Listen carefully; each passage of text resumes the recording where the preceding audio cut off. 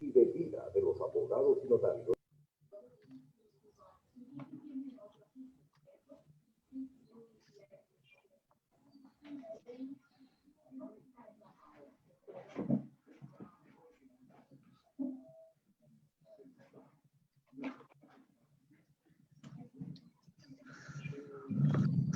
El mundo ha cambiado, pero juntos somos más fuertes. Agrupación Unidos por el Derecho. Muy buenas noches, buenas tardes, noches a todos y cada uno de ustedes. Sean bienvenidos y especialmente a nuestro expositor del día de hoy. Para poder dar las palabras a nombre de Unidos por el Derecho, dejo en el uso la palabra al maestro Werner García. Bienvenido.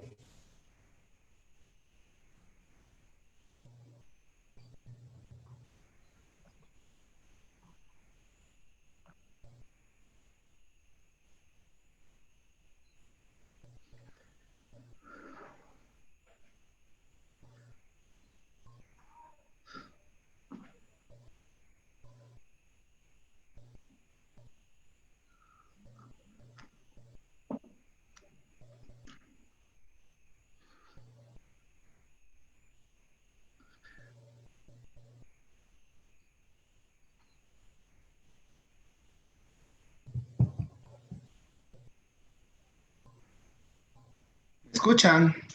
¿Sí escuchamos, maestro? Muchas gracias. Bienvenidos a todos a nuestro webinar de Derecho Tributario, a todos los asistentes en la plataforma Zoom y en la plataforma Facebook Live, dando también un sentido pésame a la familia del distinguido abogado Helio Antonio González Villatoro, quien era amigo de varios abogados que integran la agrupación Unidos por el Derecho. Lamentamos el día de hoy su partida hacia los brazos del Señor.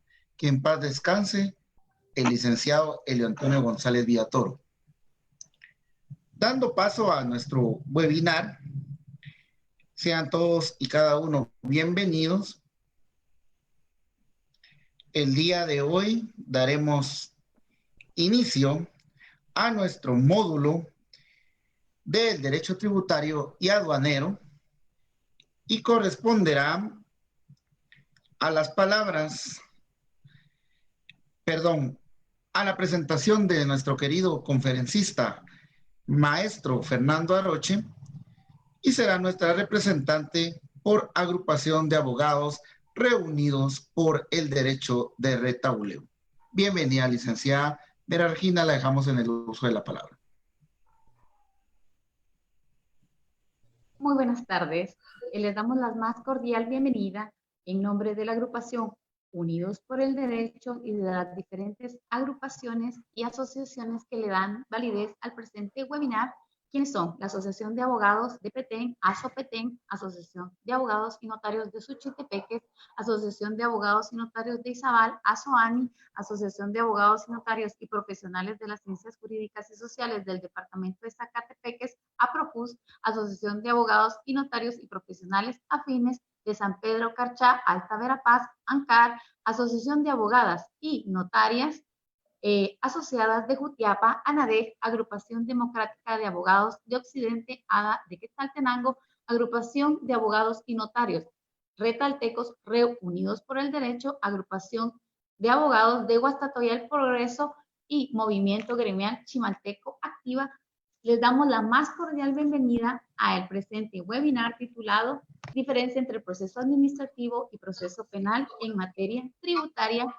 Es para mí un privilegio, en virtud de ser miembro activo,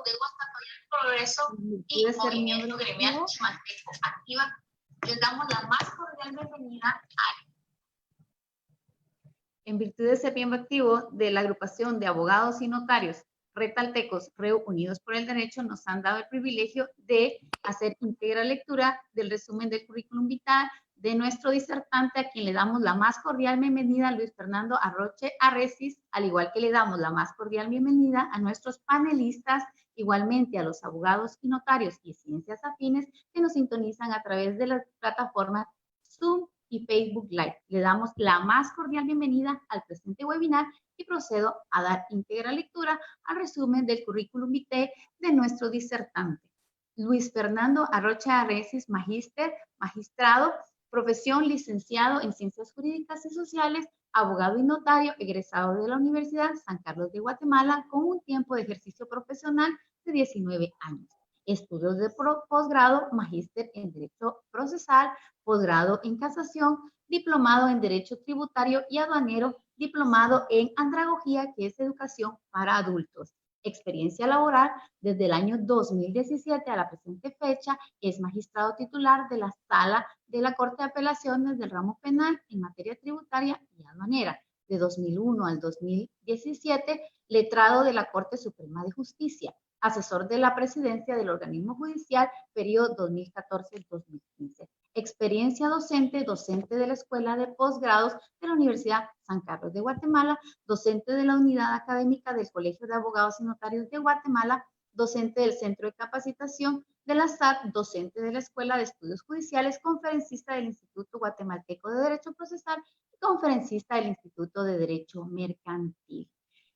Les doy la más cordial bienvenida a todos, dando inicio así al presente webinar titulado Diferencia entre el proceso administrativo y proceso penal en materia tributaria, dándole la más cordial bienvenida a nuestro disertante magíster Luis Fernando Arrocha Arecis, quien dejó en el uso de la palabra y en el uso de los controles. Bienvenidos, damos inicio al presente webinar.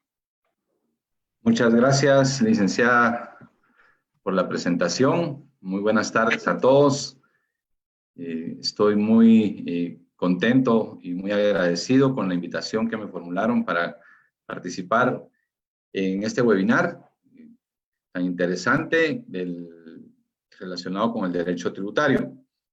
Le agradezco a la agrupación Unidos por el Derecho la invitación y pues estamos para colaborar, para servirles y para poder contribuir un poco con nuestra experiencia y algunos conocimientos que hemos adquirido para poder compartirlo con ustedes.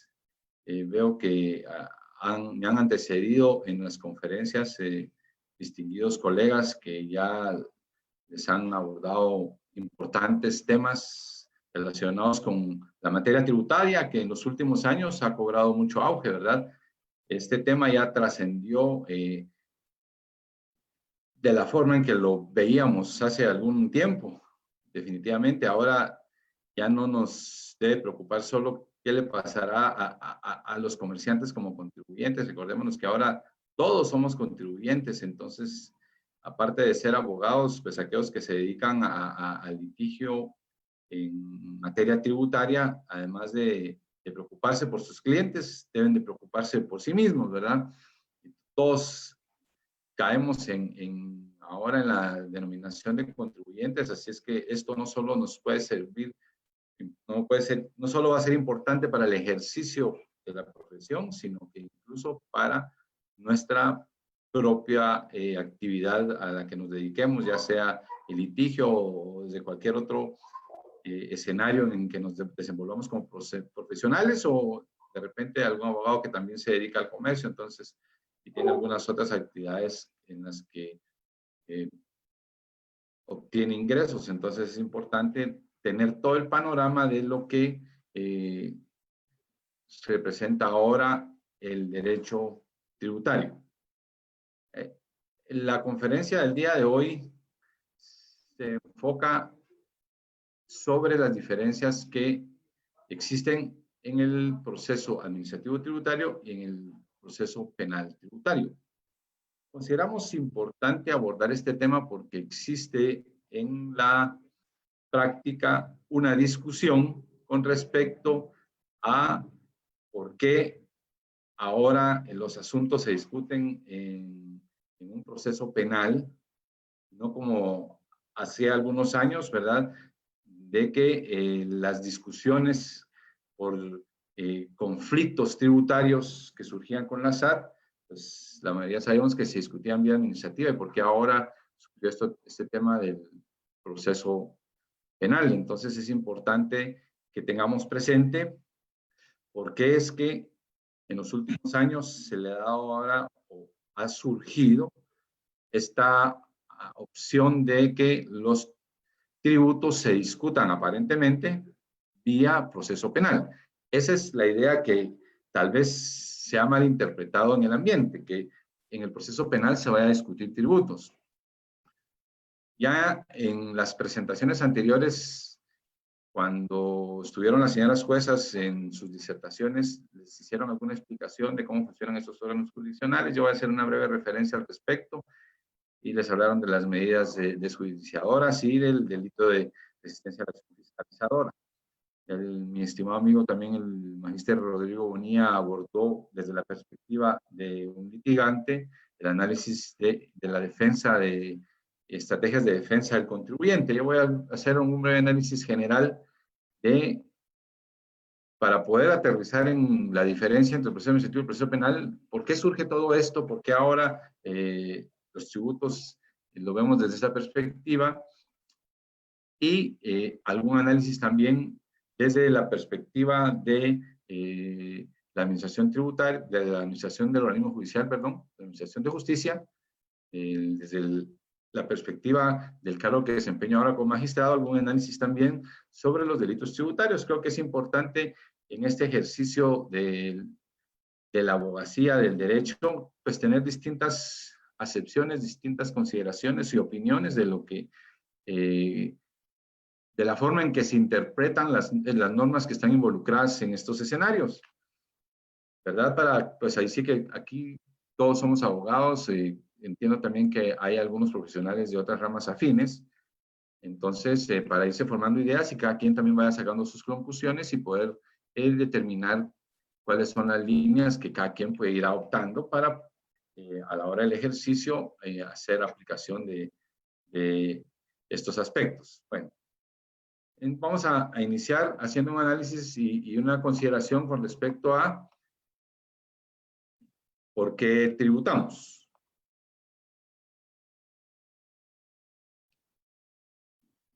En nuestra Constitución, en el artículo 135, se establece que tributar es un deber ciudadano. Entonces, y lo define como un deber cívico.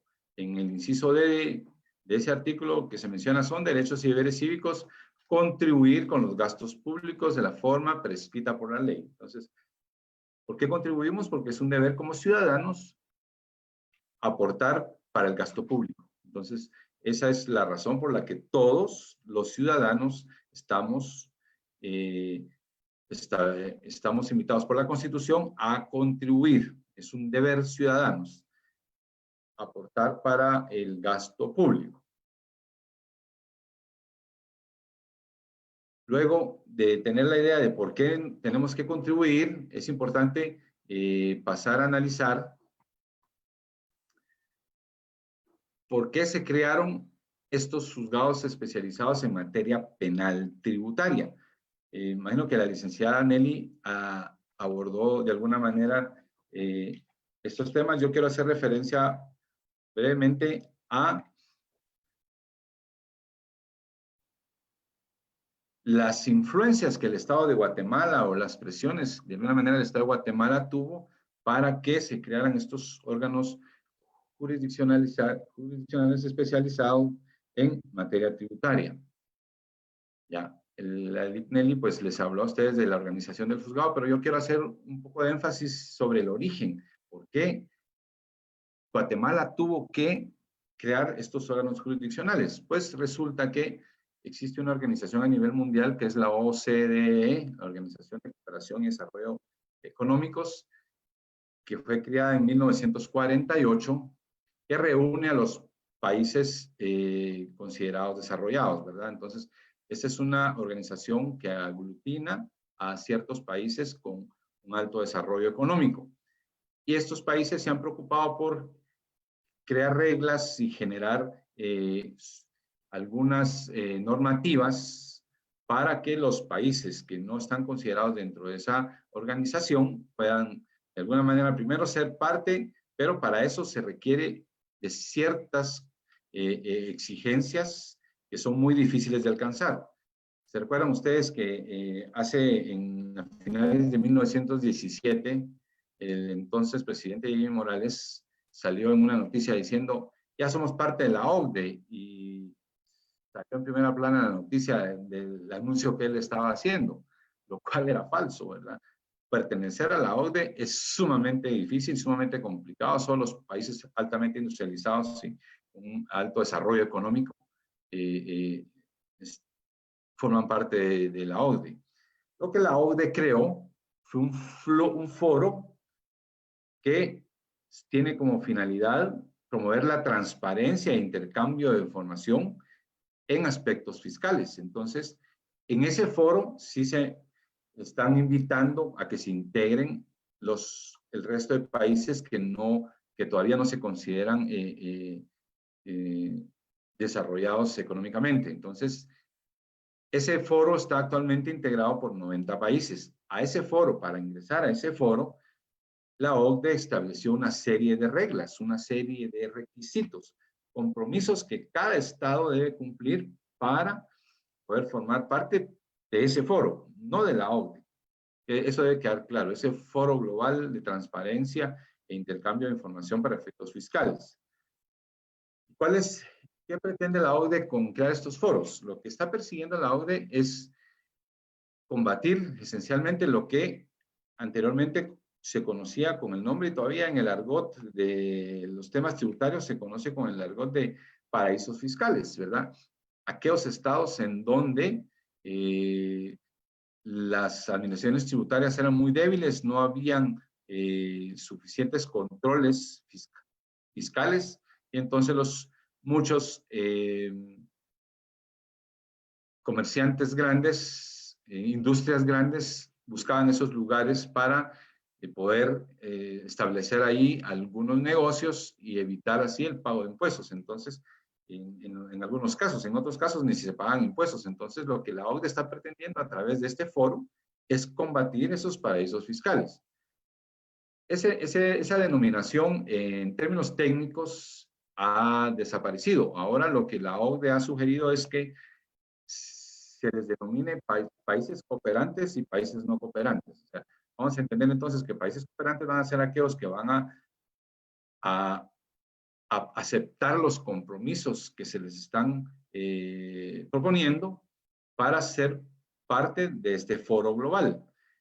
Y los países que no cumplan con esos requerimientos, entonces seguirán siendo considerados paraísos fiscales y por lo tanto el término técnico que se aplica es países no cooperantes, ¿verdad? Entonces, para que entendamos cuando se hable de un país no cooperante en términos de la OCDE sobre aspectos fiscales, estamos hablando de un país que no aceptó los compromisos y por lo tanto sigue todavía bajo ese esquema, esa perspectiva de que es considerado un paraíso fiscal. Muy bien. ¿Cuáles fueron esos compromisos y esas medidas que está sugiriendo la OCDE para formar parte de ese foro? Primero, es importante tener presente que Guatemala firmó ese compromiso como país cooperante desde el 2012. Maestro, disculpe. Sí. Tengo una molestia, no sé si ya estará utilizando su diapositiva, es que no se está reflejando. Ok, vamos a ver cómo lo reflejamos. Vamos a ver acá.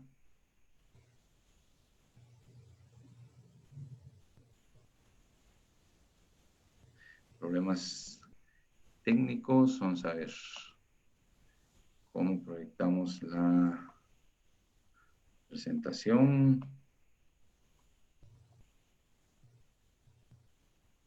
¿Ahora? Ahora sí, maestro. Perfecto, disculpen. Muchas gracias. Muy bien. Igual al final de la conferencia voy a dejar la presentación para que se las hagan llegar a quienes quieran tenerla.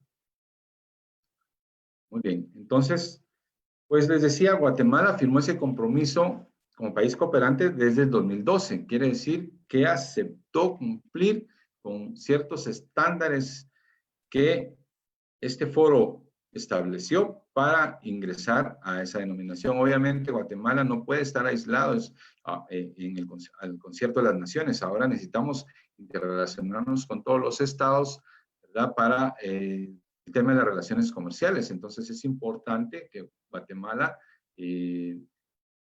haya tomado en cuenta esos aspectos y haya aceptado cumplir con esos compromisos. Entonces, dentro de esos compromisos, tenemos que Guatemala cumplió con los estándares exigidos. Cuando el presidente hizo aquel anuncio, el expresidente hizo aquel anuncio, ¿y cuáles fueron esos estándares? Primero, la eliminación del supuesto secreto bancario. Ojo, esa fue la forma en que los medios de comunicación le dieron a la noticia. De esa manera lo generaron a la población esa información de que se había eliminado el secreto bancario, lo cual no es cierto. Ese secreto bancario no quedó, el secreto bancario no quedó eliminado como tal. El secreto bancario sigue vigente en la ley de bancos, artículo 63, si mal no recuerdo, es donde se establece que los bancos tienen la obligación de mantener en secreto los movimientos, las cuentas de sus cuentavientes. Pero en esa misma norma se establece que se exceptúan de ese secreto ciertas instituciones, que eso estaba ya desde que la ley de bancos fue creada y se permitía, por ejemplo, a la IBE, al mismo Banco de Guatemala y al Ministerio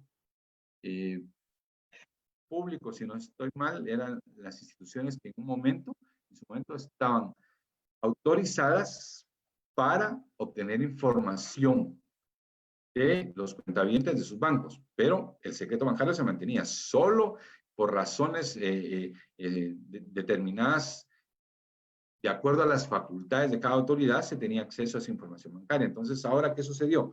¿Qué fue lo que se eliminó? No se eliminó ese secreto bancario. Lo que la ley estableció es de que, además de las autoridades que ya les mencioné, se agregó a la Superintendencia de Administración Tributaria de tener acceso a esa información de los contribuyentes. Pero no tiene el acceso de la misma manera que tienen las otras autoridades.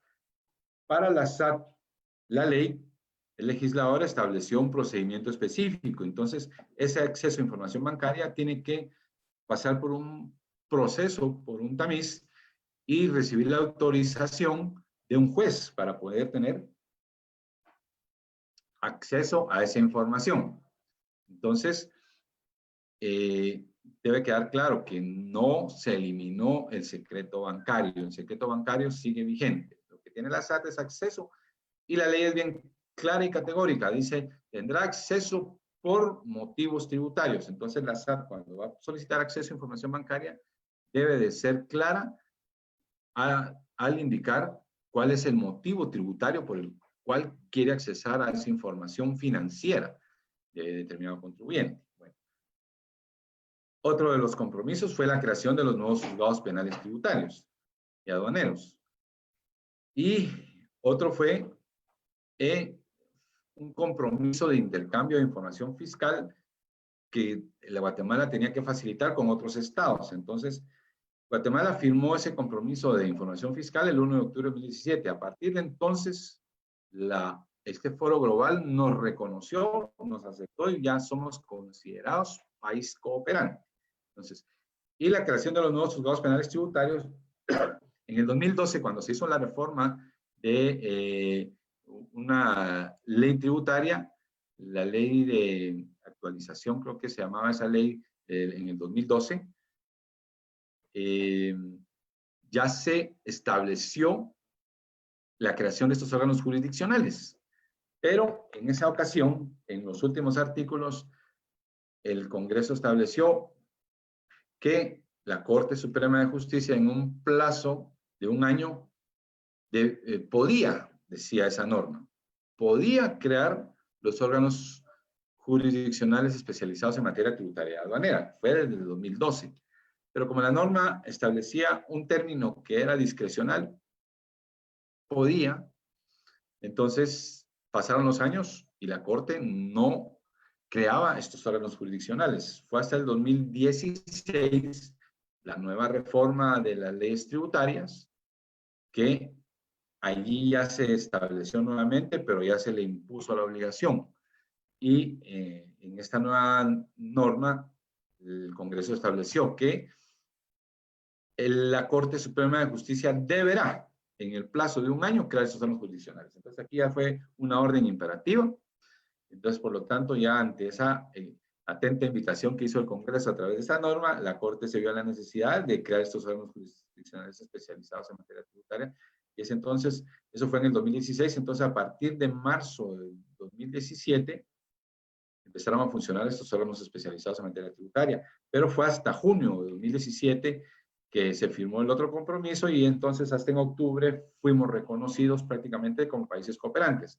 A continuación les presento un mapa de cómo estaba en el 2017 la distribución de los países que se consideran cooperantes y no cooperantes. Vean ustedes que en azul están los países que han sido, son considerados cooperantes. Vean la mayor parte de los países industrializados y desarrollados económicamente. Y de los países pequeños, pues poco a poco se han ido incorporando, ¿verdad? Para que ser considerados en este foro global. Eso va a permitir que los estados puedan tener ciertas relaciones comerciales y ciertas consideraciones para intercambios de comercio especialmente. Lo que se pretende es que Guatemala, en el concierto de las naciones, sea considerado como un país con el que se pueda realizar intercambios comerciales. Eso es en esencia lo que se persigue a través de estas condiciones. Entonces, ahora ya sabemos. Se crearon estos órganos jurisdiccionales debido a estos compromisos que el Estado de Guatemala adquirió. Muy bien. Ya tenemos entonces la idea de cómo iniciaron estos órganos jurisdiccionales. Ahora vamos a ir desarrollando un poco el tema del derecho tributario para entender la diferencia, porque en administrativo se llevan determinados asuntos y otros asuntos se van a la rama penal. Para el efecto es importante tener presente que todo el derecho tributario está cimentado, tienes como base principios, como toda rama del derecho, pero en el tema tributario estos principios adquieren una relevancia especial porque están considerados en nuestra Constitución Política de la República. Ahí están los principios de la tributación en Guatemala que tienen una jerarquía de constitucionales, ¿verdad? Entonces, aquí una breve referencia de esto. En el artículo 239, por ejemplo, está el principio de legalidad, ¿verdad? Que sabemos perfectamente que este principio se refiere a que todo lo relacionado con impuestos debe de estar en una ley promulgada por el Congreso de la República. Todo lo que tenga que ver con impuestos. En ese artículo 239 está en detalle cuáles son esos aspectos que deben estar establecidos en una norma ordinaria. Son el hecho generador, las exenciones, exoneraciones y todos los aspectos importantes, trascendentales para poder establecer un impuesto. Cuando una norma de que no sea ordinaria establece reglas que tengan que sirvan para determinar algo relacionado con un impuesto, esa norma es inconstitucional. Todo lo relacionado con un impuesto está establecido en este artículo. Y vemos también que habla de los principios de capacidad de pago. Esto está en el artículo 243, hay otros principios que se deben respetar en todas las normas tributarias. El principio de capacidad de pago, que sabemos que este consiste en que cuando se establece un tributo, el Congreso debe considerar que a quienes va a afectar ese impuesto deben tener capacidad contributiva, es decir, que de acuerdo a sus ingresos, de esa manera tengan que contribuir. Entonces, a eso se refiere el principio de capacidad de pago, equidad y justicia tributaria, que se refiere al tema de que cuando se establece un impuesto, se deben considerar todos los aspectos de tal manera que no vaya a ser una carga tributaria que se convierta en injusta y no tome en cuenta las condiciones de cada contribuyente, que se vaya a afectar el tema de la equidad. Aquí todos tenemos que contribuir en igualdad de condiciones. Entonces, a eso se refiere el principio de equidad y justicia. La prohibición de doble o múltiple tributación, que también es un principio constitucional, que definitivamente un hecho generador no puede estar dos veces grabado. Aquí vale la pena citar algún ejemplo para entender este principio. Yo siempre pongo de ejemplo el tema de la gasolina, ¿verdad? La gasolina es una actividad comercial, especialmente el expendio de la gasolina. Hablamos directamente de lo que sucede en las gasolineras. Alguien se ha percatado de que en sus facturas, cuando nos toca hacer las declaraciones, tenemos que restar 2 impuestos para establecer exactamente cuánto pagamos de gasolina, ¿verdad? Está el impuesto del IVA y el impuesto de la distribución de productos del petróleo. Entonces aquí siempre se genera esa discusión cuando estamos discutiendo en algún foro este tema de la gasolina, ¿verdad? Si es o no una doble o múltiple tributación. A mí me parece un ejemplo muy claro para poder explicar cuándo un hecho generador está pagando 2 impuestos. Creo que esa es una típica forma de determinarlo. Cuando usted consume gasolina, paga IVA y paga el impuesto de distribución de productos del petróleo. Entonces, son 2 impuestos que están recayendo sobre un mismo hecho generador. Por supuesto, este es un tema que es de los impuestos que más ingresos representa para el Estado, y ya se han promovido acciones de inconstitucionalidad bajo estas reglas que ahora estoy hablando, y la Corte de Constitucionalidad ha considerado que no existe doble tributación. Pero pues aquí la verdad que cualquier análisis que uno haga no entiende cómo es posible que se haya resuelto de esa manera, si vemos claramente que sí hay 2 impuestos sobre un mismo hecho generador, ¿verdad? Pero las reglas del juego están dadas de esa manera. La Corte Constitucional consideró que no había una doble tributación en ese tema, y pues entonces la gasolina, el consumo de gasolina, cuando usted paga gasolina, está pagando 2 impuestos. Y el principio de no confiscatoriedad, que se refiere a aquel principio que establece que un impuesto no puede gravarle más allá de sus rentas, de sus ganancias. Si le está gravando más allá de sus ganancias, está afectando su patrimonio, por lo tanto se convierte en un impuesto confiscatorio. Un ejemplo claro para entender la confiscatoriedad de los impuestos lo puede representar una reforma que hubo en la ley del impuesto sobre la renta en el 2012. En esas reformas a la ley del impuesto sobre la renta, se estableció una famosa regla que en el argot, en el ambiente tributario, se conoció como la regla del 97.3. Los que están relacionados con este tema se recordarán de que antes de esa reforma, los contribuyentes que estaban en determinado régimen del impuesto sobre la renta podían deducir de sus gastos y costos, deducir de su renta neta todos los costos y gastos que hayan incurrido en la producción de rentas gravadas. Pues resulta que con esa regla, la ley, el Congreso a través de esa ley, le limitó esa deducción. Y le dijo, usted ya no puede deducir el 100% de los ingresos brutos, solo va a poder deducirlo el 97%. Entonces, ¿qué pasaba si algún contribuyente estaba a tablas y no tenía rentabilidad, no tenía ganancias? Al hacer la operación, había un 3% que, aunque no tuviera ganancias, tenía que contribuir. Esa reforma del 2012 fue después derogada en el 2016, estuvo varios años, y todavía en los tribunales existen algunos expedientes en donde se está discutiendo si esa norma era confiscatoria o no. Desde mi particular punto de vista, considero que ese es un ejemplo claro de una norma confiscatoria. Hubieron planteamientos, por supuesto, de muchos contribuyentes alegando esa situación vía acciones de inconstitucionalidad y en procesos concretos donde se habían realizado ajustes por ese tema. Y al final la Corte de Constitucionalidad, que fue la última que intervino en un proceso de esta naturaleza, de estas discusiones, consideró que no era confiscatorio. Por lo tanto, durante esos años se aplicó esa regla y los contribuyentes tuvieron que pagar impuestos sobre la renta, aunque no hubieran obtenido ganancias. Muy bien. Esto con respecto a los principios constitucionales de la tributación en Guatemala. Ya vamos a ir aterrizando con el tema que nos interesa, que es la discusión de por qué vía penal y por qué no vía administrativa. Para el efecto, es importante tener presente cómo se determina una obligación tributaria. Ya la licenciada Erika Granados, cuando hizo su exposición, les habló, por ejemplo, del tema de la resistencia a la acción fiscalizadora, cómo se genera desde el inicio un expediente administrativo.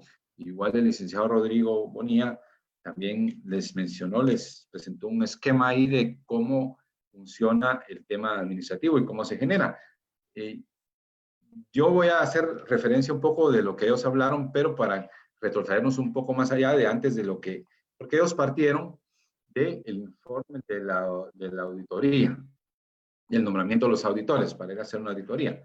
Yo voy a ir un poco más atrás porque antes de que la SAT nombre auditores para ir a hacer una auditoría, la ley es muy benévola con nosotros los contribuyentes. Yo lo considero de esa manera, porque le da al contribuyente la posibilidad de hacer la determinación de su obligación tributaria. Antes de que la SAT vaya a hacer esa auditoría, ya el contribuyente, en un proceso que la ley establece, tuvo que haber determinado su obligación tributaria. Entonces, ¿qué sucede? El artículo 103 del Código Tributario nos da las reglas y establece de qué maneras se determina la obligación tributaria. Primero, por el propio contribuyente, que es lo que yo les digo. Entonces, cada contribuyente, al realizar sus cuentas, al revisar su contabilidad, al ver sus operaciones contables en cada periodo, establecerá cuál es el impuesto que tiene que pagar. Si lo hizo bien, no tiene que preocuparse. Cuando llegue la auditoría, va a presentar sus documentos de respaldo de cada una de las operaciones contables que le originaron una carga tributaria y no va a haber ningún problema. Entonces, la ley nos da esa ventaja. El propio contribuyente es el que va a determinar su obligación tributaria. Entonces, la SAT ya tiene una obligación tributaria que el propio contribuyente determinó. Veamos, aquí empieza ya un poco la discusión con respecto a ese tema relacionado con la determinación de la obligación tributaria.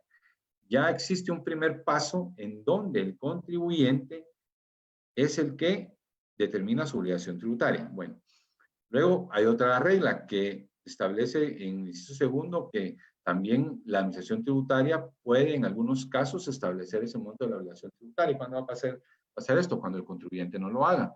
Entonces la administración tributaria tiene algunos procedimientos, como por ejemplo el tema de la renta presunta, para establecer la obligación tributaria de algún contribuyente que no lo haya hecho. Entonces esa es la otra regla. Y la tercera regla para establecer la determinación de la obligación tributaria es que ambos, tanto contribuyente como la SAT, coordinadamente lo hagan, ¿verdad? Esto entendemos ya cuando se ha generado algún expediente, entonces haya alguna discrepancia, entonces ambos coordinadamente establecen el monto de la obligación tributaria y como un acuerdo se determina cuál es esa obligación tributaria. Entonces, la ley nos da esta premisa, esta pauta.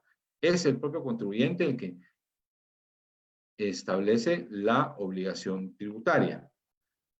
Entonces, cuando la SAT nombra auditores para ir a hacer una auditoría, como lo vieron ustedes en el esquema que les presentó el licenciado Rodrigo Bonilla, o lo que les hablaba la señora juez, los auditores van a revisar que el contribuyente tenga toda la documentación de respaldo y todas sus operaciones contables sean legales, sean legítimas, que respaldaron aquella declaración que ya se presentó. La SAT ya tiene esa declaración, obviamente. Entonces, van a verificar de que se establezca que esa determinación tributaria tenga el respaldo legítimo para que se confirme que esa declaración está conforme a derecho, es legítima y por lo tanto se confirme, o se encuentre alguna irregularidad.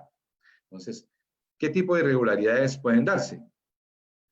Aquí es donde empieza a presentarse distintos escenarios. ¿Qué sucede, por ejemplo, si hubo un error en el cálculo del impuesto que pudiera considerarse un error matemático? Ok, si es un error matemático, por ejemplo, entonces, ahora con el tema de la tecnología es un poco difícil, pero vamos a suponer ese escenario para tener un ejemplo claro. Ese tema, sí, obviamente, es un error que no se hizo con intención de perjudicar al fisco, entonces ese error sí es materia para discutirse en la vía administrativa. ¿Sí? Viene la SAT, como vieron ustedes en el esquema que les presentaron, le informa al contribuyente en un plazo de 30 días, mire, encontramos este error. Entonces, le estamos formulando un ajuste para que pague el impuesto que corresponde, el correcto, y no el que usted declaró. Entonces, ya el contribuyente deberá presentar las pruebas de descargo para evidenciar o demostrar que era la operación correcta. Hablé ahorita de un error de cálculo. Podría ser también un error de interpretación de la norma tributaria, que el contribuyente la considera en un sentido y la SAT en otro. Aquí podríamos hablar, por ejemplo, de porcentajes de depreciación. Eso hemos visto en la práctica, por ejemplo, en discusión en materia administrativa y civil, tema de interpretación legal. Que el contribuyente considere que un porcentaje, que determinado porcentaje procede para depreciación de distintos bienes, ¿verdad? Los bienes muebles que son depreciables. Entonces, sí que la SAT diga, no, usted no puede depreciar esto, sino tiene que depreciar esta cantidad. Entonces, esa es una discusión, esa es una divergencia de un tema eminentemente de interpretación normativa. Entonces, eso también debe discutirse vía administrativa, ¿sí? Otro de los temas de los que más ha generado controversia es el tema de la devolución del crédito fiscal. Ven ustedes que el artículo 16 de la ley del IVA, que es el que contiene el derecho, las reglas para el derecho a la devolución del crédito fiscal, establece las condiciones para que los exportadores o los que vendan a personas exentas tengan derecho a la devolución del crédito fiscal. Esta norma es de las que más reformas ha sufrido dentro del ordenamiento jurídico tributario. Ya de por sí, el ordenamiento jurídico tributario es sumamente complejo, ¿verdad? Y hay muchas normas que a cada rato son reformadas, hay algunas normas que establecen algunas incongruencias, ahí se los voy a comentar, por ejemplo, con el tema de la resistencia a la acción fiscalizadora, al que me voy a referir brevemente más adelante.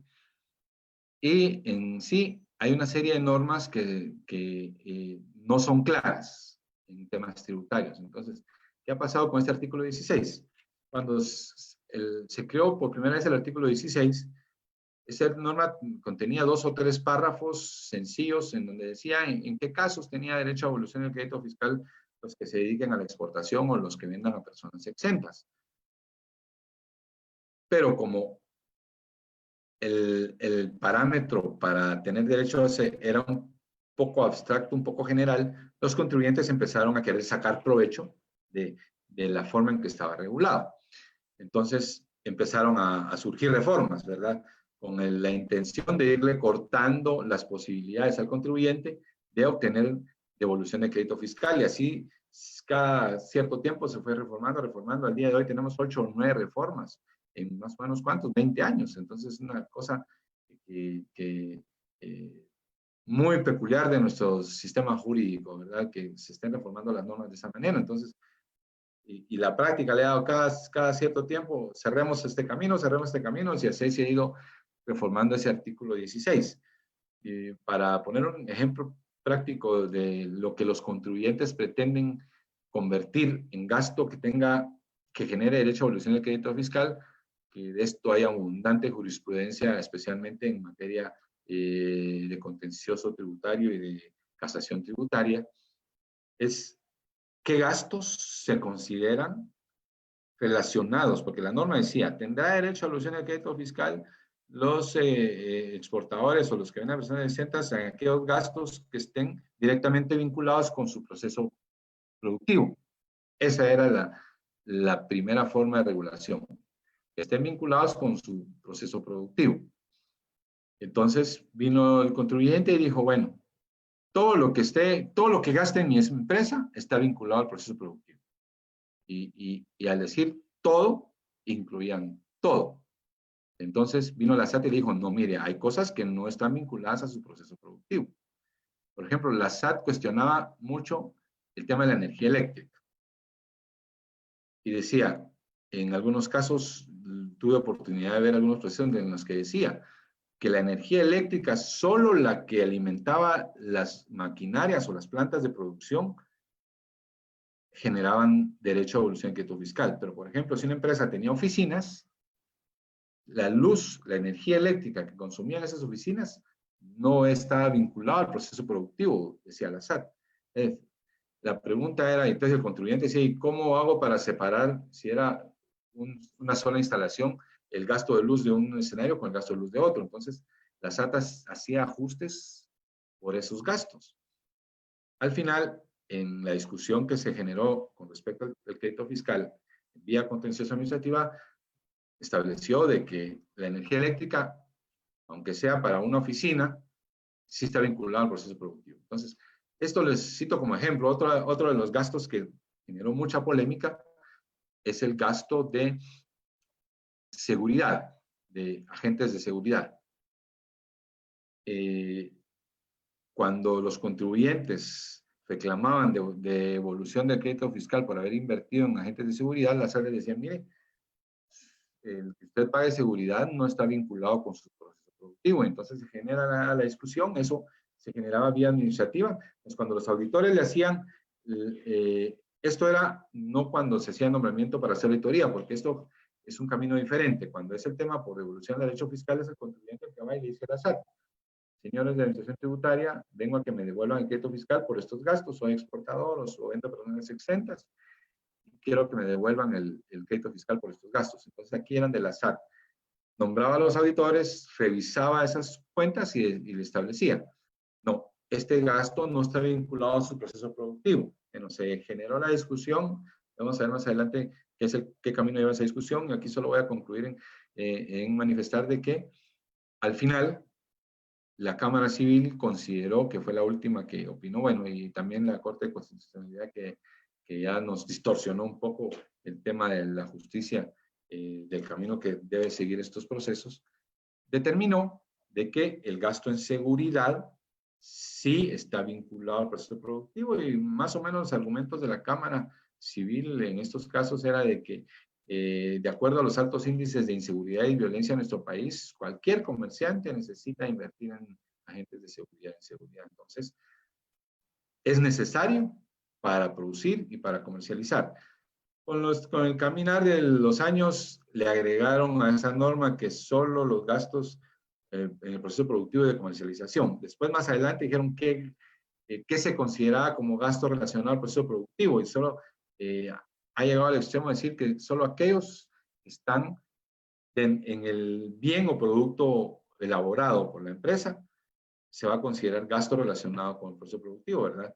Aquí empezar la discusión, y la energía eléctrica no se ve en un bien producido. Entonces, de ese tipo de discusiones son las que se deben de ir vía administrativa. ¿Cuándo debe ir por la vía penal? Ya les puse ejemplos de cuándo, breves ejemplos, 3 ejemplos les cité ahora de cuándo podría irse vía administrativa. No son solo esos, hay muchos casos de temas de interpretación de normas, de aplicación de cálculos de impuestos, de cálculos de depreciaciones, de gastos que se consideren deducibles del impuesto sobre la renta, o gastos que se consideren que generan derecho a evolución de crédito fiscal. Eso del crédito fiscal, la discusión de los gastos ha sido inmensa, ha sido grande. El catálogo de gastos que se ha sometido a discusión es muy amplio. Por ejemplo, el Internet, la SAT lo estuvo cuestionando algún tiempo, y la Corte Suprema dijo, no, el Internet hoy en día, con los avances de la tecnología, cualquier comerciante, cualquier empresario necesita de estar actualizado y utilizar estas herramientas para el comercio. Entonces, a través tuvo que emitirse una sentencia para que la SAT no rechazara ese gasto como relacionado con su proceso productivo. Entonces, pues les menciono, estos son algunos ejemplos. Pueden haber muchas causas. Solo con ver entrar a la Gaceta de la Corte Suprema podrán ver ustedes la cantidad de procesos y la cantidad de cuestiones que se han sometido a discusión de diferentes impuestos, ¿verdad? Y especialmente del IVA con relación a esa devolución de crédito fiscal. Bueno, eso es cuando tenemos, como les digo yo en algunos casos, a los angelitos contribuyentes, ¿verdad? Los angelitos son aquellos contribuyentes que se portan bien, que respaldan bien sus operaciones contables, que tienen un buen auditor o contador y le dicen, mire, haga esto correctamente, hágalo así. Y entonces, estos angelitos no tienen por qué preocuparse. El problema es cuando tenemos un contribuyente que es un poco diablillo. No, aquí ya es un contribuyente que está utilizando argucias malévolamente para defraudar al fisco. Ya vimos ustedes en la definición que dio el magíster Bonilla sobre la defraudación tributaria. Yo voy a hablar brevemente sobre eso, pero lo importante aquí es tener presente cuándo vamos a ir a la vía penal. Entonces, lo primero que vamos a tener claro es de que el artículo 70 del Código Tributario establece que cuando se presuma la existencia de un delito, la administración tributaria deberá denunciar inmediatamente el hecho a la autoridad judicial penal competente, sin perjuicio de los tributos adeudados al fisco. El pago del impuesto defraudado por el imputado no libera de su responsabilidad penal. Vean ustedes. Aquí es importante, este último párrafo del artículo es muy importante. El pago del impuesto no libera de su responsabilidad penal. Ok. Ya lo dijeron las juezas, yo lo quiero reiterar, estos órganos jurisdiccionales no fueron creados para cobrar impuestos. No fueron creados para cobrar impuestos. ¿Para qué fueron creados estos órganos jurisdiccionales? ¿Para qué son los órganos jurisdiccionales penales? Para establecer si la conducta de una persona tiene las características de un ilícito penal para ser condenado. Para eso son los órganos especiales, los órganos penales en general. Y los especializados en materia tributaria, entonces, tendrán la obligación de establecer si un contribuyente incurrió en alguna irregularidad que tenga matices de un ilícito penal para ser acreedor a una sanción de este tipo. Entonces, de aquí no nos interesaría para los órganos jurisdiccionales si paga o no paga el impuesto. Lo que vamos a saber es si la forma en que realizó sus operaciones contables lo hizo de una manera deliberada, de tal forma de querer sacar ventaja. Entonces, en esos casos, como les decían mis antecesores, llegan los auditores a hacer la revisión de un ejercicio fiscal. Entonces nos vamos a encontrar, por ejemplo, que hay una factura falsa. Esto vamos a hablar de tiempos muy lejanos, porque ese tema de la factura falsa ya pasó al olvido. Ya hoy en día, ya la delincuencia se ha organizado de tal manera que facturas falsas ya no existen. Ahora las facturas son legítimas, pero antes sí, por ahí en el mercado había de repente facturas falsas. Ahora ya no existen facturas falsas. Ahora, cuando se va a respaldar fraudulentamente una operación contable, una transacción, ya se utilizan facturas legítimas, ¿verdad? Entonces ya nos presenta otro escenario, pero vamos a poner un escenario fácil, una factura falsa.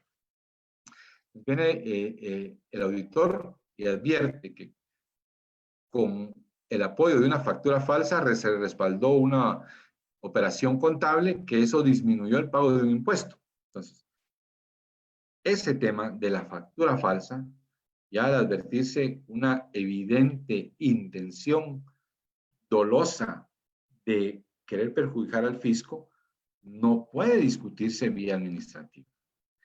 Esa es una gran discusión que hay con algunos expertos en temas tributarios, que insisten que aunque se advierta el ilícito penal o se presuma, como dice el artículo 70, debe seguirse el trámite administrativo, pero yo les voy a dar el sustento de por qué, en mi opinión, no puede discutirse ese tema en la vía penal.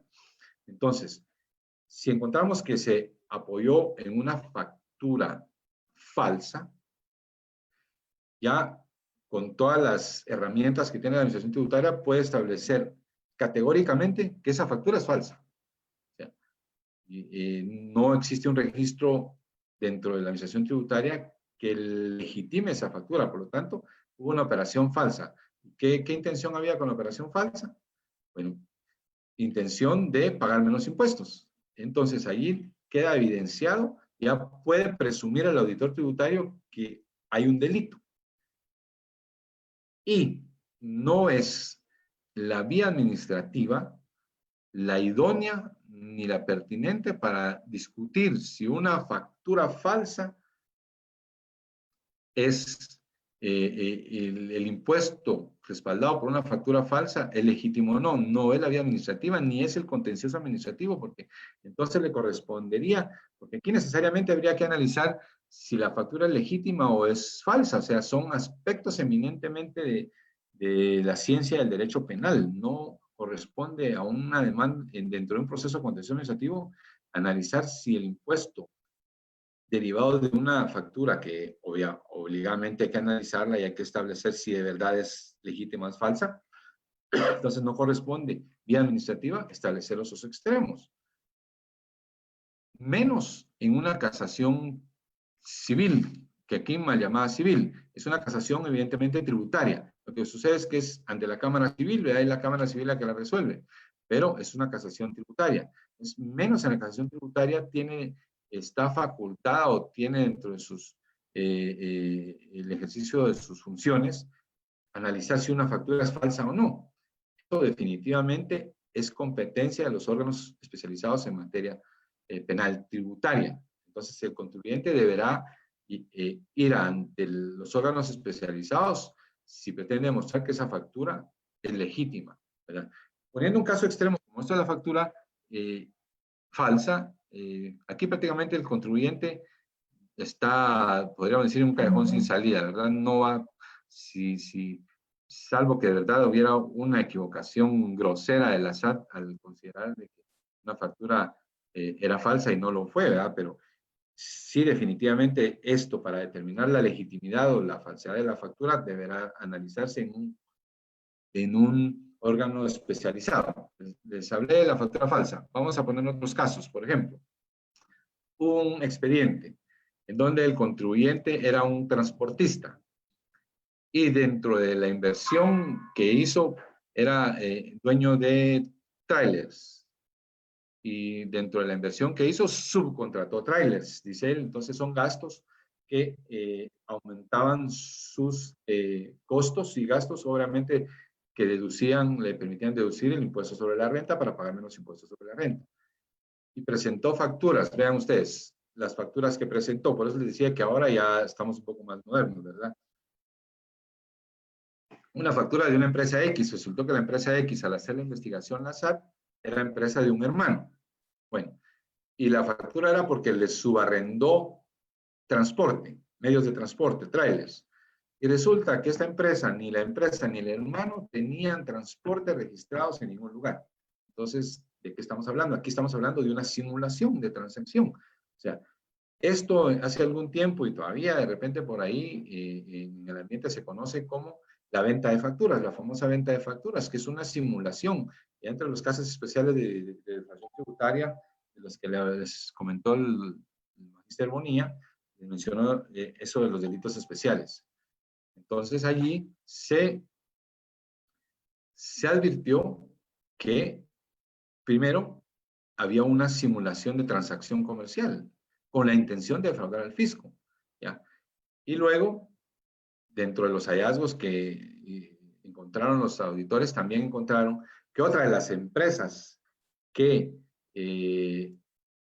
con las que hizo transacciones este transportista, que también le proporcionó en su arrendamiento otros vehículos, era una empresa creada por una persona que había fallecido.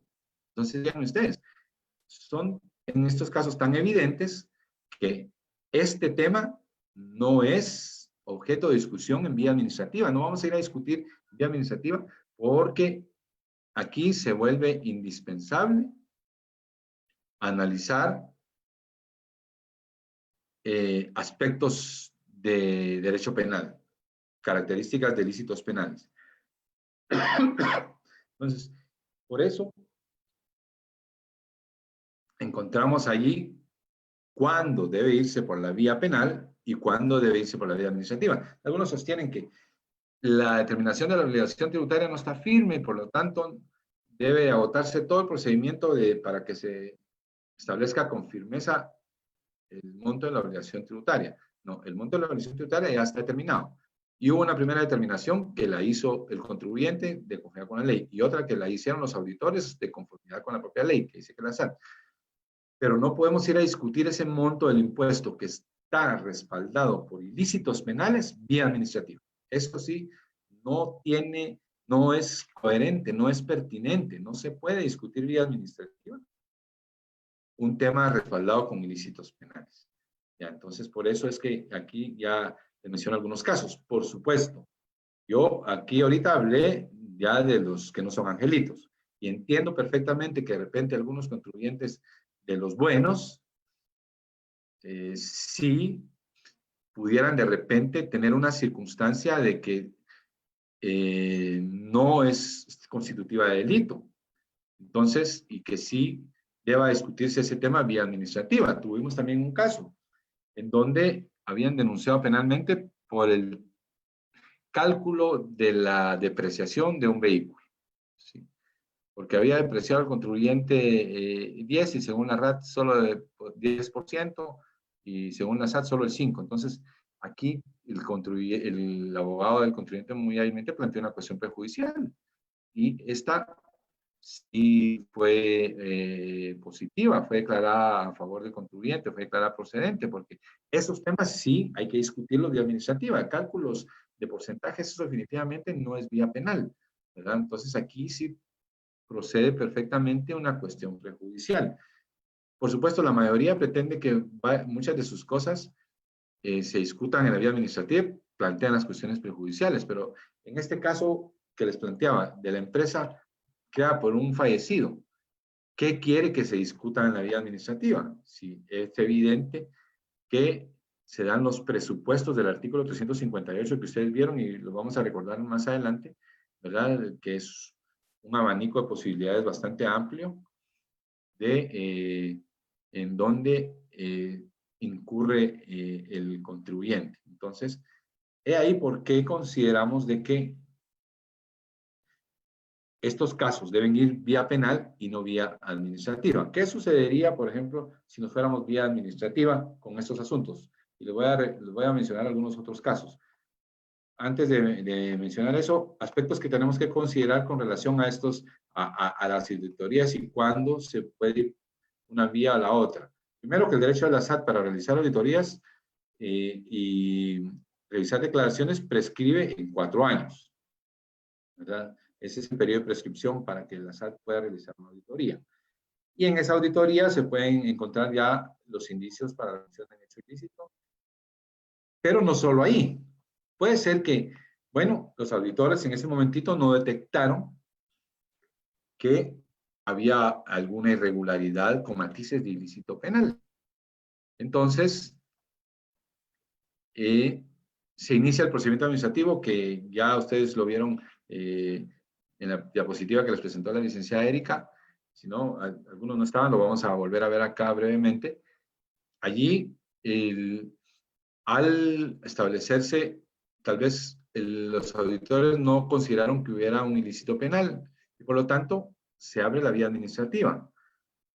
Se le corre 10 al contribuyente, el contribuyente podrá defenderse. Entonces ya en las otras instancias administrativas dentro de la SAT, incluso el denominado tributa, que es el Tribunal Administrativo Tributario y Aduanero, pueden ellos al finalizar el procedimiento establecer que existe alguna irregularidad con matices de ilícito penal y entonces presentar la denuncia. Si no, también podría ser en la sala contenciosa administrativa que llegada la discusión allá ellos adviertan alguna irregularidad, entonces tener la obligación de presentar la denuncia o la misma Cámara Civil. Ya, al analizar y adviertan alguna irregularidad, entonces presentar la denuncia. No solo necesariamente desde que se realiza la auditoría. ¿Y qué sucede, por ejemplo, si tenemos un expediente en donde algunas obligaciones tributarias sí están debidamente respaldadas y otras están respaldadas con alguna irregularidad que tuviera matices de ilícito penal? Entonces, aquí habría que separar y llevar a las instancias penales, a la jurisdicción penal, solo la parte de la auditoría que fue indebidamente respaldada. No podemos llevar todo para allá. Debe quedar claro de que esa obligación tributaria, obviamente, a través del informe de auditoría, es la prueba que utiliza, respaldada con el informe del financiero del Ministerio Público, que respalda la obligación tributaria que fue defraudada, ¿sí? Ahí ya queda determinada la obligación tributaria. Cuando existe alguna discrepancia o irregularidad o diferencia entre lo que la SAT dice, lo que dice el Ministerio Público, esa denuncia tiene muchas probabilidades de no prosperar, porque no está bien delimitado el monto de la obligación tributaria, que se defraudó al fisco. Entonces, aquí debe de haber coincidencia en cuanto a el monto del impuesto por el cual se va a procesar a un contribuyente.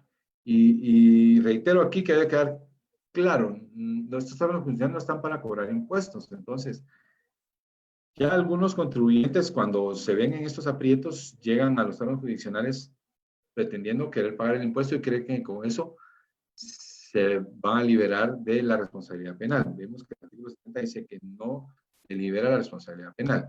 Lo que puede obtener el contribuyente, y eso lo vimos con la licenciada Nelly, es alguna ventaja, algún beneficio procesal. Eso sí puede negociar con la SAT, ¿verdad? Y el juez autorizarlo. Pero no el hecho de llegar y decir, mire, pago y aquí se murió todo, no. Con pagar el impuesto no se está liberando la responsabilidad penal, pero podrá ser beneficiado con alguna cuestión procesal que tenga derecho, ¿verdad?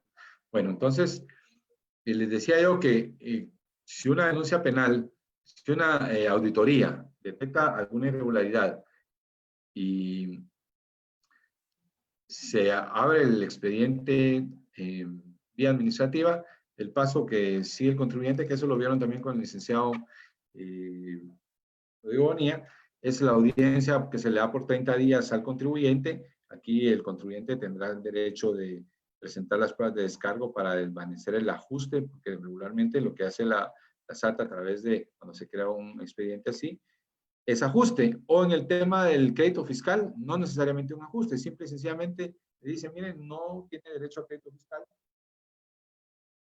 porque no está debidamente respaldada su operación contable. Entonces, bueno, el contribuyente presenta en esa audiencia de 30 días sus pruebas, la SAT le resuelve, obviamente aquí la SAT juega un papel de juez y parte, ¿verdad? Y entenderíamos que es objetiva y que, pues, si el contribuyente demuestra que efectivamente hay un error en la auditoría, le pueda resolver favorablemente y declarar sin lugar el ajuste, y si no, pues declara sin lugar o le confirma el ajuste, y por lo tanto el contribuyente ahora puede plantear el recurso de revocatoria, que es conocido ahora, antes era por el director de la Superintendencia de Administración Tributaria. A partir del 2016 que se creó la reforma de las leyes tributarias, se creó este tribunal, este mal llamado tribunal, porque es una autoridad que está dentro de la administración tributaria, no es un tribunal. Muchos, y cuando empezaron a funcionar esta autoridad, muchos creían que era una autoridad del organismo judicial. Y de repente por ahí algunos todavía han de creer eso. No, el Tribunal Administrativo y Tributario que funciona dentro de la SAT es un órgano administrativo que depende directamente de la SAT. Y ese es el que resuelve el recurso de revocatoria. Entonces, el que ahora es conocido como tributa, es el que resuelve el recurso de revocatoria. Ya será con lugar o sin lugar, confirmando el ajuste o resolviendo a favor del contribuyente, declarando improcedente el ajuste. Si es declarado sin lugar y se confirma el ajuste, entonces el contribuyente puede ir a la demanda contenciosa administrativa a promover su defensa del ajuste que la SAT le está haciendo. Y a vía administrativa se va a analizar, ya lo hizo, perdón, en vía administrativa ya el tributo analizó las leyes tributarias, no penales, no ilícitos penales. Si advierte alguna irregularidad, entonces, como les decía, puede presentar la denuncia. Y a vía contenciosa administrativa, la sala de lo contencioso analizará las leyes tributarias para establecer si es procedente o no la demanda.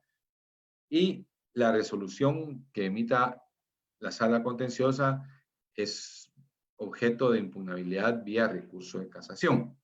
Aquí es la casación tributaria, ¿verdad? Pero que debe de plantearse con todas las características de una casación civil. Esto está regulado en el Código Procesal Civil y Mercantil.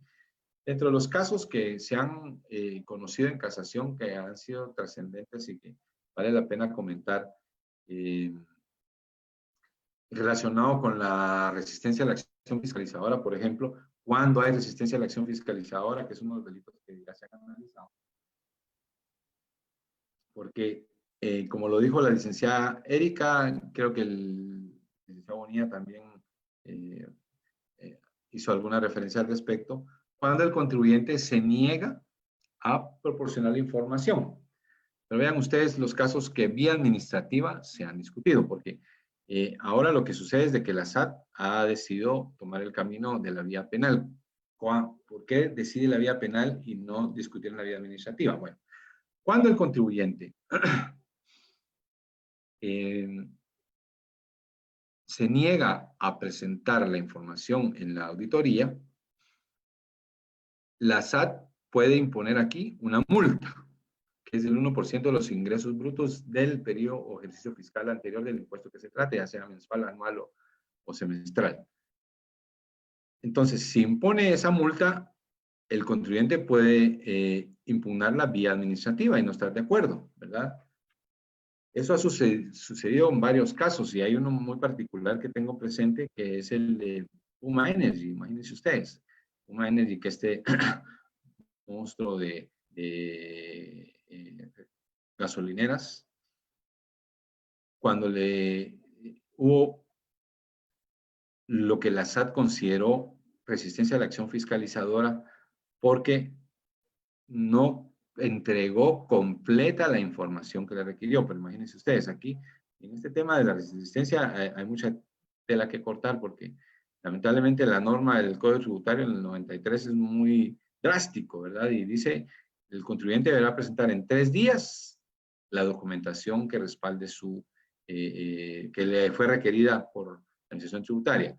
Quienes están en el ejercicio podrán ya haber visto alguna solicitud de información que presenta un requerimiento de información que hace la Administración Tributaria. Quienes no les cuento, es un oficio en donde hay aproximadamente una lista de 20 ítems de los que la SAT quiere que el contribuyente le entregue para hacer la auditoría. Entonces, imagínense ustedes, facturas operadas durante todo el año. Estos monstruos que tienen ingresos muy grandes, en 3 días es sumamente complicado que puedan presentar esa documentación. En el caso de Puma Energy, resultó que no presentó completa la información. Vamos a pensar, eran 20 ítems los que le pidió. Puma presentó 17. Se le dijo, mire, estos y estos y estos, me acuerdo que eran unos contratos que le pidió. Estos contratos están creo que depende de una casa matriz y tengo que solicitarlos, en fin. Entonces, la SAT dijo no entregó la documentación completa. Resistencia a la acción fiscalizadora le impuso la multa. La multa que le impuso a Puma Energy eran por 37 millones. Imagínense ustedes semejante multa. Entonces, la Puma Energy discutió vía administrativa, vía contencioso administrativa y en casación ese impuesto. Decía Puma Energy, mi empresa no se está negando. Lo que está pidiendo es que le den un plazo o que le permitan, porque hay documentos que no se pueden obtener inmediatamente, ¿verdad? Entonces, la SAT en ese sentido no aceptó esos argumentos. No recuerdo si la sala de lo contencioso, cuál fue su decisión, pero sí me acuerdo de la Cámara Civil. La Cámara Civil consideró de que no había una oposición o una obstaculización real del contribuyente para impedir la auditoría. Estos argumentos fueron emitidos en varios casos. Por ejemplo, Papelera Nacional también tuvo un caso similar, que fueron 2 o 3 de los documentos que les pidieron que no cumplieron de la gran lista que les habían hecho.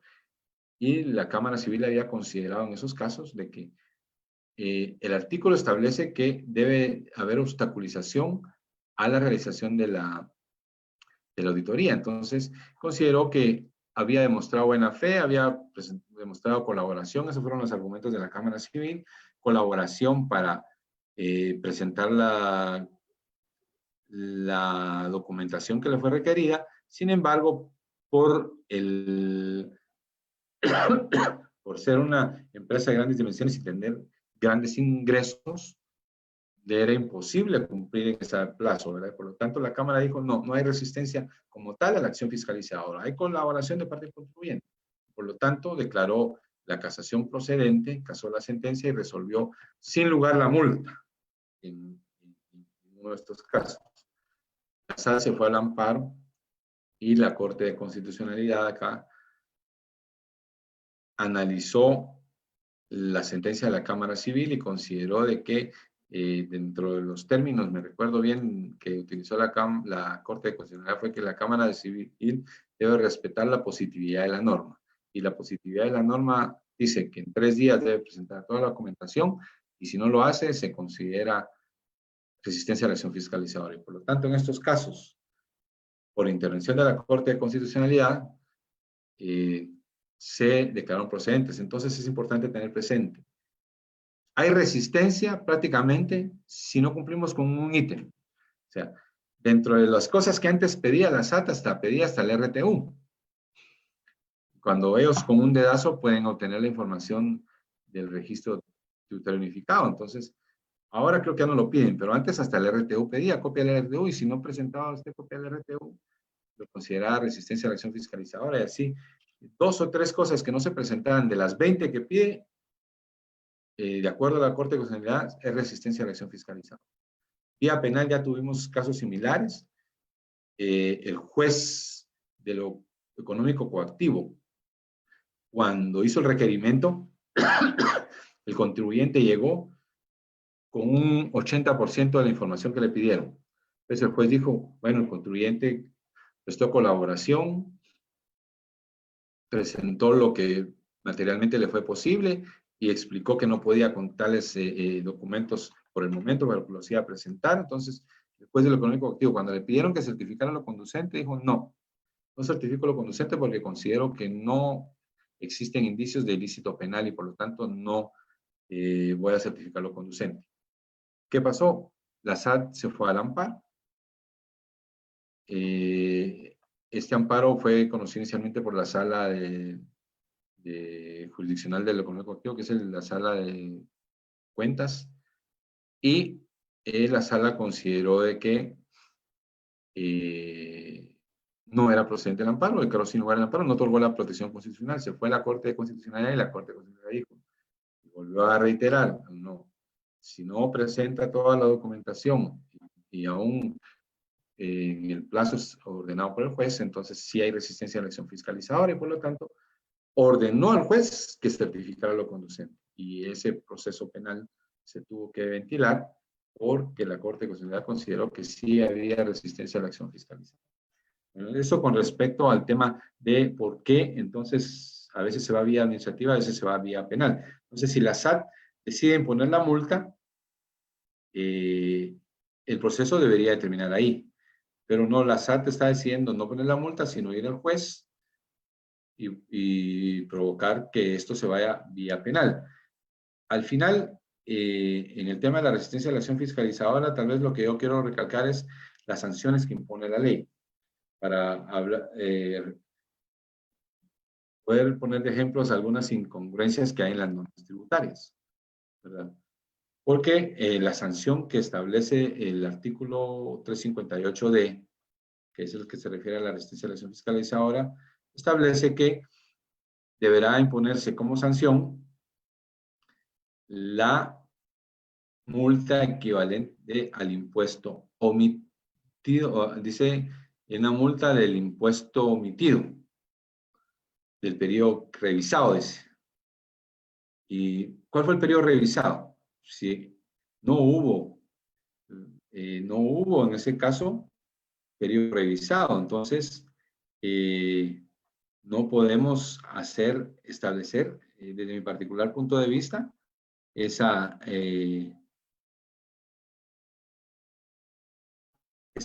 monto. Cabalmente, aquí tengo la diapositiva y dice, la sanción es prisión de 1 a 6 años y multa del 1% de los ingresos brutos del contribuyente durante el periodo mensual, trimestral, anual que se revise. ¿Qué periodo se revisó?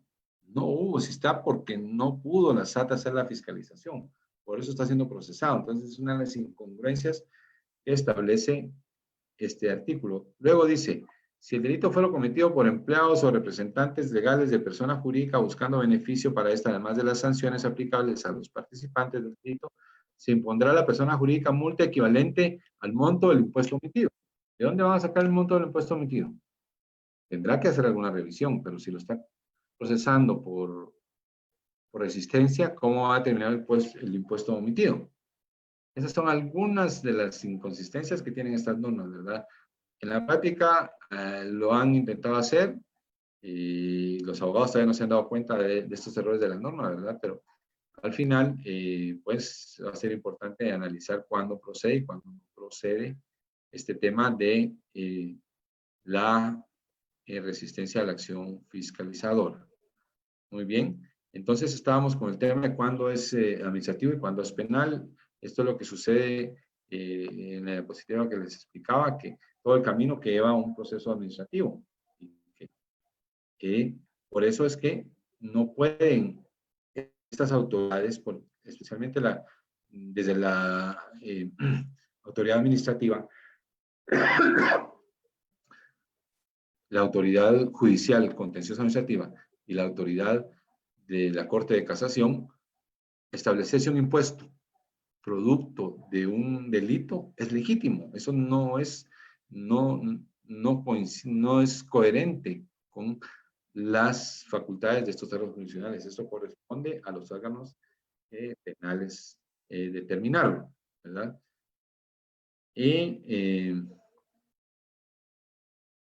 Y una breve referencia que les había mencionado hacer de los delitos de orden contra el régimen tributario, pues la doctrina establece que los delitos penales deben ser tipos cerrados, ¿verdad?